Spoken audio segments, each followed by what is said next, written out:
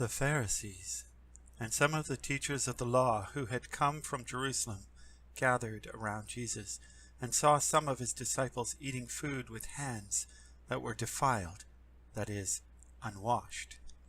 The Pharisees and all the Jews do not eat unless they give their hands a ceremonial washing, holding to the tradition of the elders.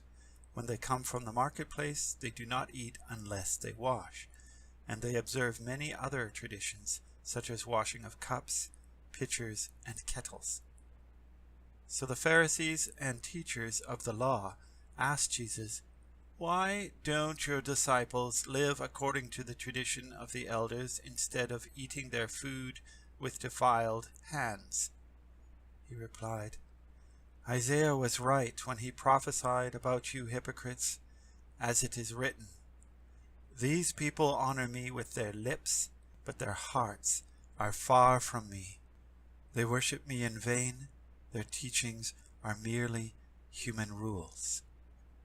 You have let go of the commands of God and are holding on to human traditions." And he continued, "You have a fine way of setting aside the commands of God in order to observe your own traditions. For Moses said, 'Honor your father and mother,' and 'Anyone who curses their father or mother is to be put to death.'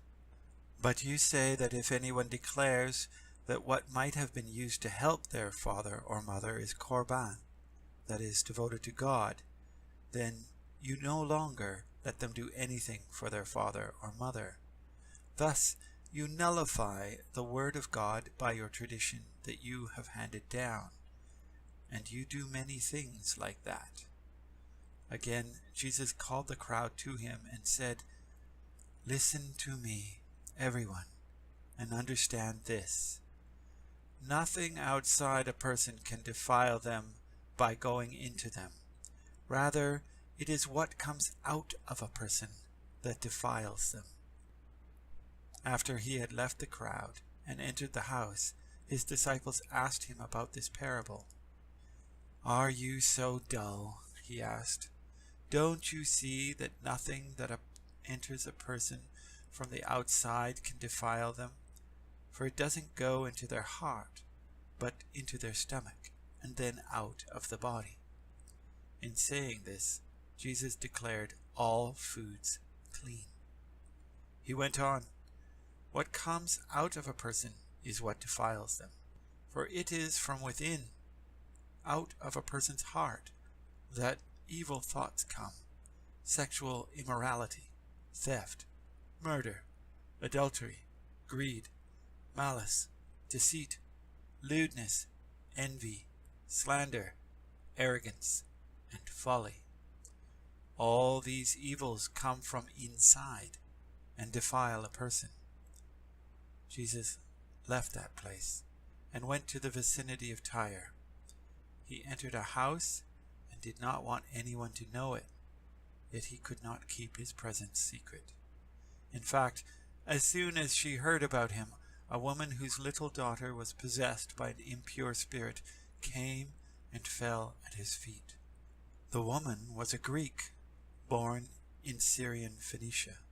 She begged Jesus to drive the demon out of her daughter.